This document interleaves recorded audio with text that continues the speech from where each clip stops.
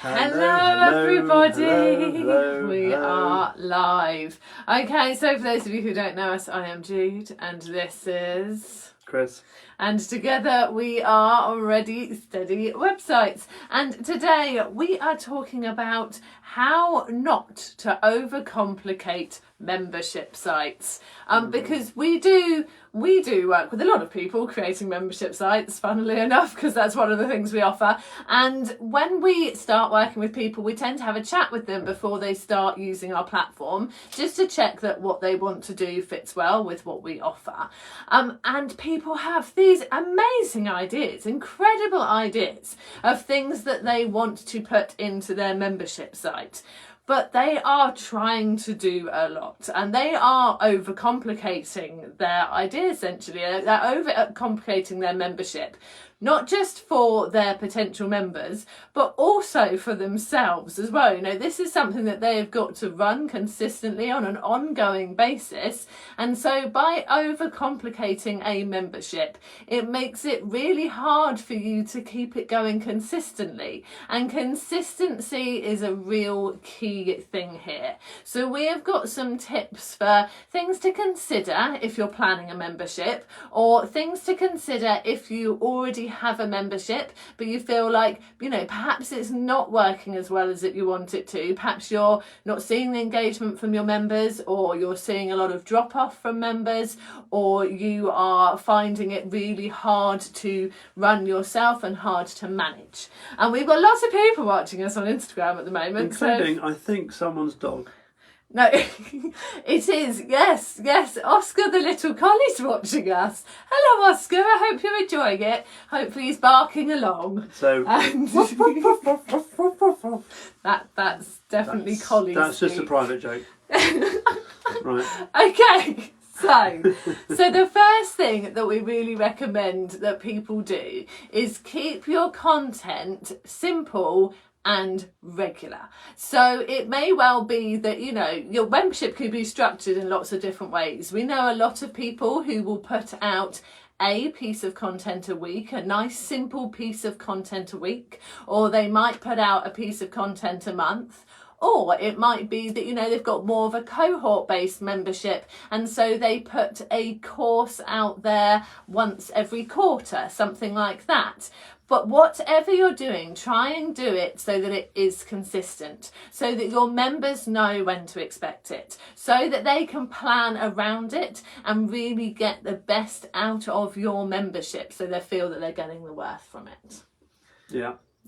Well, Chris isn't one of those moves today. I was going to say, it's the same as emails, really, and the same as blog posts, and the same as any kind of content. If you keep it regular, people get to then expect to see it, and they'll miss it if it's gone. So with the membership, obviously, the idea is you're retaining members. So you want people hooked on your content in order to keep them as a member, really.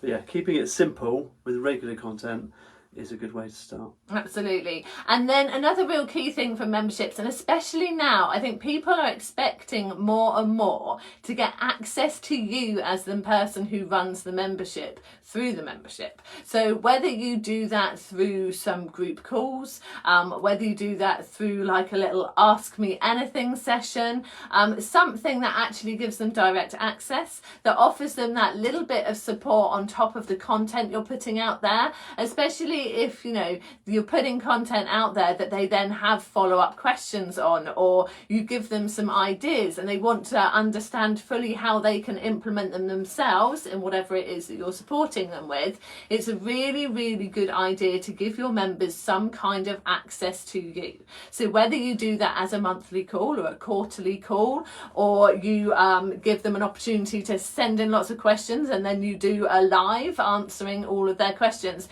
but some way that they feel that they can engage with you a little bit more is a fantastic way of getting them to really hang around and stay as a member in your membership.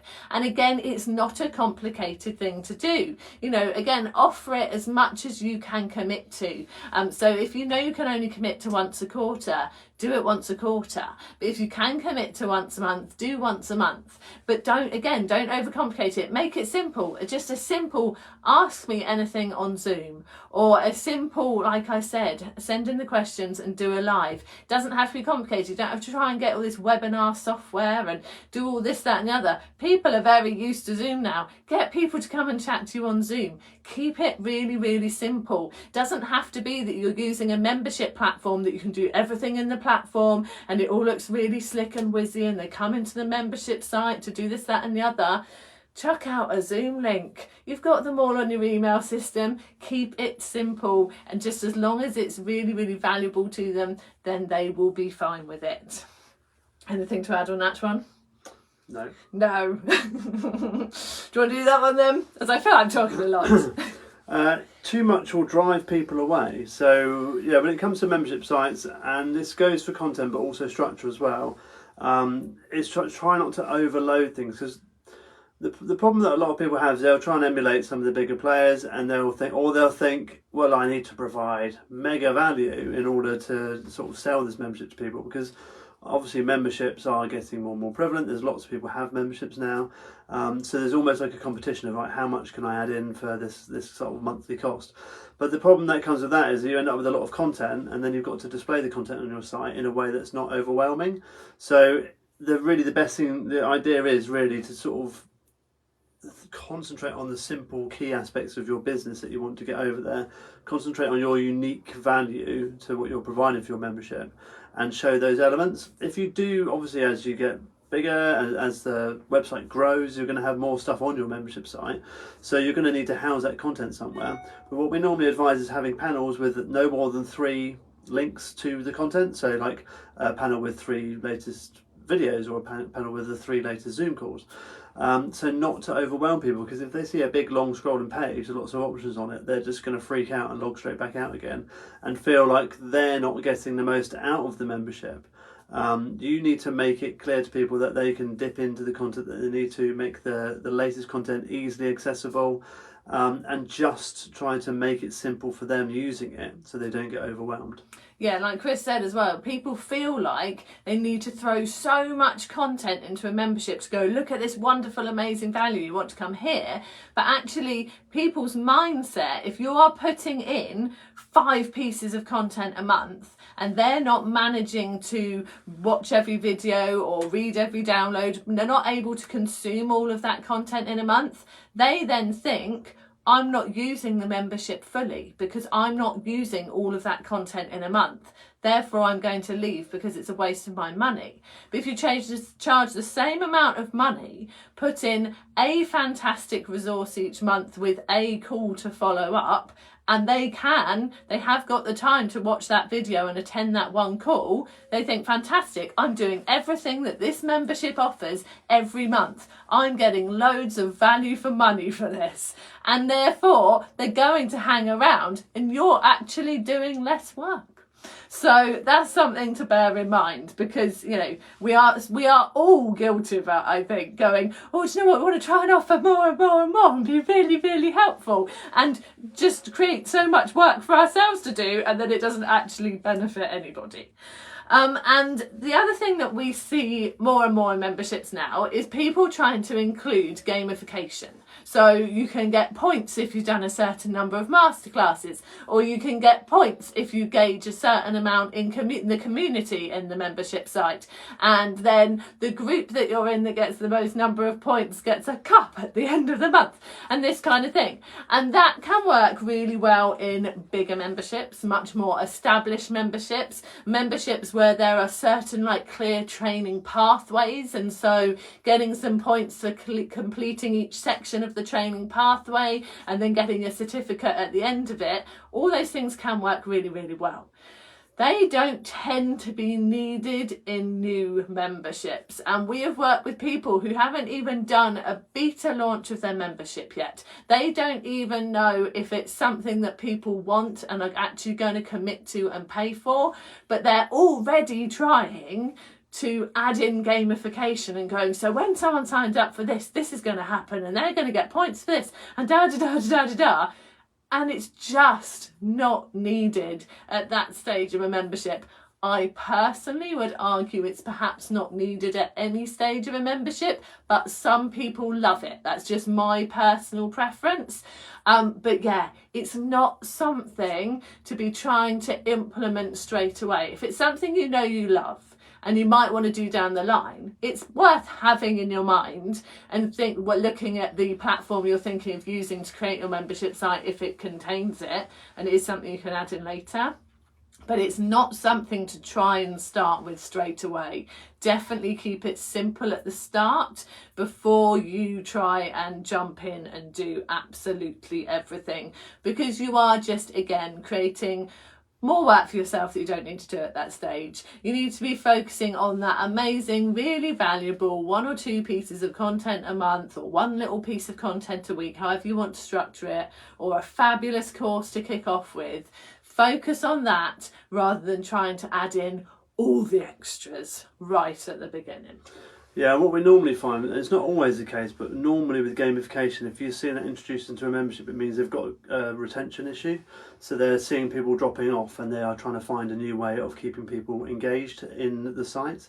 And quite often the best way to do that is actually review your site structure and review your content and see which bits are popular and which bits are not popular, and then maybe have a bit of a restructure first before you start introducing this gamification effect. Because from the other sort of, obviously some people love it, but from the flip side, people get quite anxious about making the most out of the membership and getting enough points and getting to the leaderboard, and then all of a sudden they've got another 12 emails a day because they've got 12 emails about getting points, or they got a point for logging in, and they got a point for doing this and a point for doing that. So it depends on how you implement the gamification as well, but more times then I'd say it's mainly an overwhelming issue for people to have gamification added on.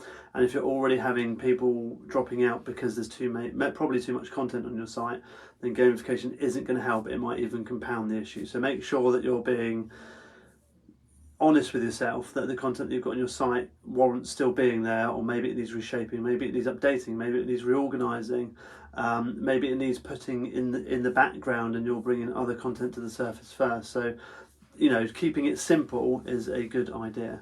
Yeah, so Jess is saying that she's in a membership with gamification and she's so overwhelmed that she doesn't get involved with any of it. And I'm with you, Jess. I feel the same if I'm in a membership with gamification. I sort of just switch off from it and just feel like, I still dip in and do the training I was going to do anyway. It doesn't actually encourage me to do any more than I already was. And then I just hope that, because I sent someone an email or something, I'm not going to get another email telling me, whoa, you engaged with someone, you got another point, like Chris said.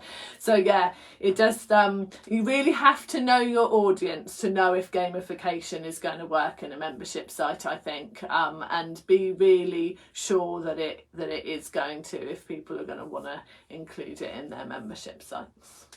So that is it. That's our sort of tips around how not to overcomplicate your membership site for yourself and for your members. And just wanted to say that I'm sure many of you are aware that we launched the website handbook in April, which happens to just be behind us. We just always have a copy to hand. But we are having a live launch event in London on the 11th of July. Stop it. And if you would like to come along and see us in person, plus 3 other fantastic speakers, you're very welcome for the tips. Then please do come and join us in London. We're going to be near Waterloo on July the 11th. And we will put links of how to buy tickets alongside our videos wherever you happen to be watching them. And so hopefully you could come and join us for a couple of hours on that day, for some networking, for some fantastic inspirational talks and input from us and other people, and just a chance to, have a cuppa and a natter.